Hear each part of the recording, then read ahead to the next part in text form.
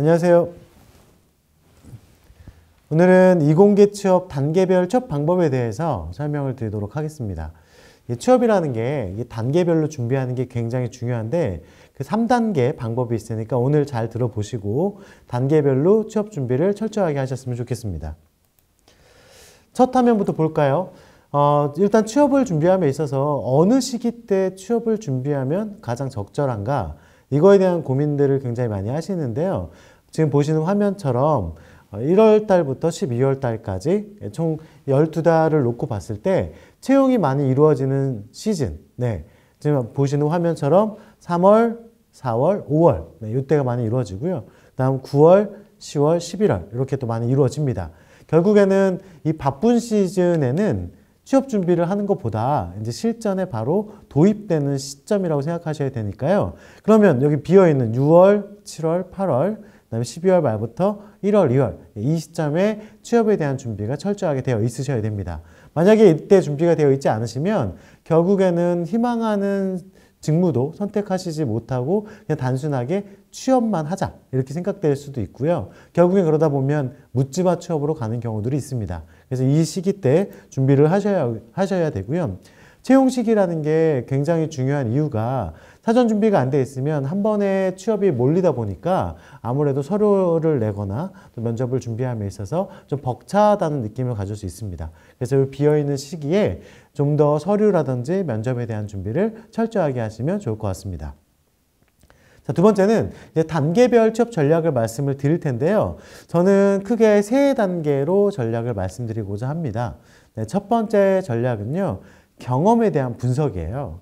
기본적으로 자기에 대한 분석은 아마 다 되어 있으실 것 같고요. 경험에 대한 분석, 과연 무엇이냐? 내가 여지껏 어떤 경험들을 쌓아왔는지를 본다고 생각하시면 될 것 같고요. 그 경험을 통해서 두 번째, 직무와 연결시킵니다. 직무에 대한 분석도 굉장히 중요할 수 있고요.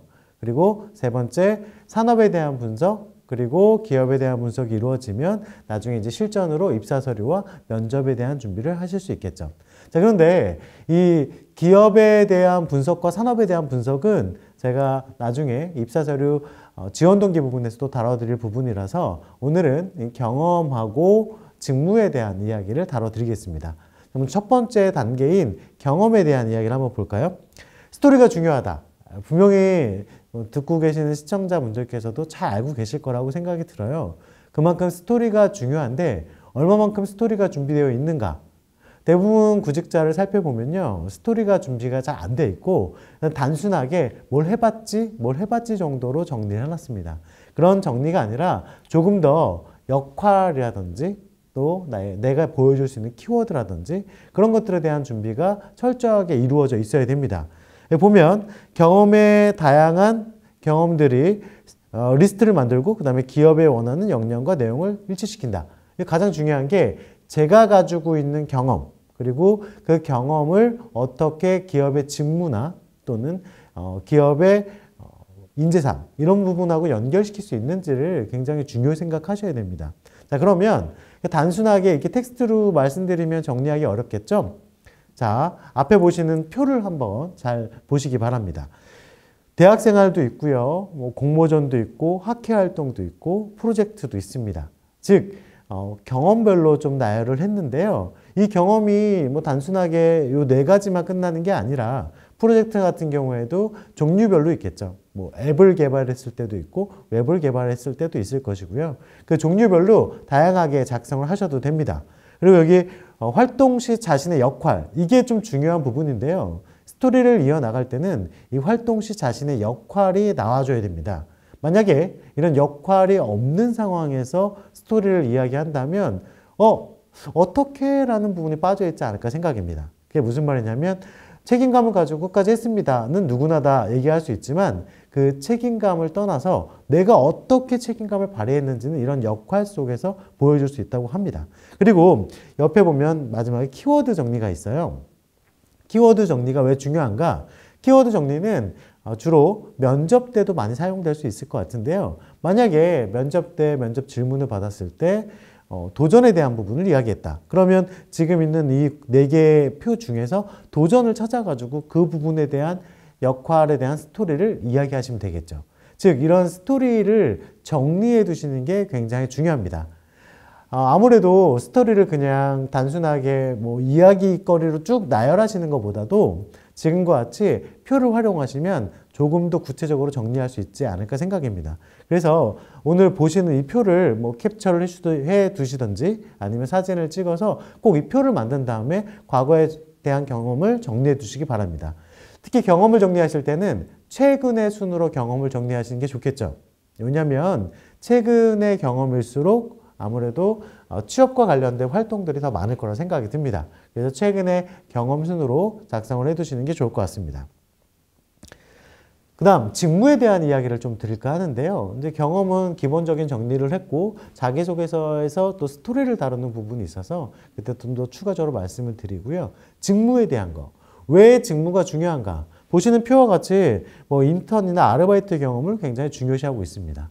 즉 실제 경험이 있는 사람인가를 굉장히 중요시한다는 거죠. 만약에 IT로 어떤 부분에 대한 프로젝트를 맡아서 개발을 한다면 그 개발에 있어서 실제 프로그래밍을 할 수 있는지, 구현할 수 있는지가 굉장히 중요하겠죠. 그러면 여기서 말하는 직무에 대한 경험은 한 가지만 있을까요? 아닙니다. 우리가 생각했을 때는 두 가지로 생각하시면 좋을 것 같아요. 첫 번째는 직접적인 경험. 그리고 즉 프로그래밍을 뭐 구현했다든지 이렇게 프로젝트를 진행했던 경험들이 직접적인 경험이 될 것이고요. 그 다음 간접적인 경험도 있습니다. 간접적인 경험은 학원에서 어떤 지식적인 부분을 수강했다든지 또는 뭐 학회나 협회 등을 통해서 내가 트렌드를 이해하고 지식을 쌓았다. 이런 것들이 간접적인 경험이 되겠죠. 결국엔 이 두 가지 경험이 합쳐지면 직무에 대한 역량으로 발휘될 수 있습니다.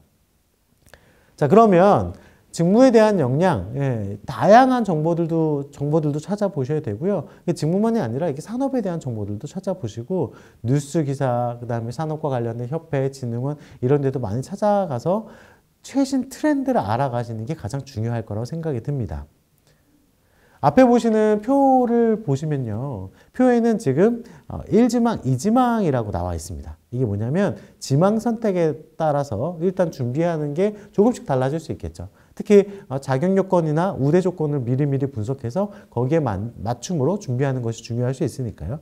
근데 왜 1지망, 2지망을 말씀드리느냐? 한 개의 지망에 몰빵을 하면 훨씬 더 좋을 수도 있죠. 몰입하면 좋겠지만 아쉬운 점이 있다면 하나를 열심히 노력했는데 뭔가 부족해서 되지 않았을 경우도 있습니다. 예비책으로 제2지망을 선택하시는 것도 하나의 방법이고요. 즉 100% 1지망에 신경을 쓸 때 80대 20, 이 정도로 20% 정도는 또 2지망을 준비해 오시는 것도 하나의 대비책으로 활용이 될 수 있겠죠. 앞에와 같이 직무 리스트라는 표를 한번 만들어 보시면 내가 어떤 게 지금 부족하고 앞으로 어떤 걸 쌓아야 될지를 정확하게 알아가실 수 있습니다. 그리고 직무에 대한 검색하는 방법이 여러 가지가 있지만 제가 오늘 한 가지만 좀 설명을 드리면요. NCS에 대한 이야기는 많이 들어보셨을 거예요. 제 앞에 보시는 사이트는 NCS 사이트고요. NCS 사이트에 들어가서 학습 모드를 검색하면 지금과 같이 우리가 가고자 하는 분야의 세부적인 세분류까지 그리고 능력 단위까지 체크해 보실 수 있고요. 여기에서 조금 더 깊게 들어가면 직무기술서를 보실 수가 있습니다. 꼭 이 사이트에 들어가셔서 직무기술서를 보시고 이 직무가 어떤 일을 하는지를 꼭 체크해 두셔야 될 것 같아요. 단순하게 그냥 직무에 대한 이해로 끝나는 게 아니라 직무에서 어떤 걸 요구하고 또 거기서 요구하는 프로그래밍 언어는 무엇인지 이런 것들을 미리미리 파악해 두시는 게 좋을 것 같다고 생각이 듭니다. 지금 보시는 사이트가 국가기관에서 운영하는 사이트니까 꼭 한 번씩 들어가서 보시길 바라겠고요.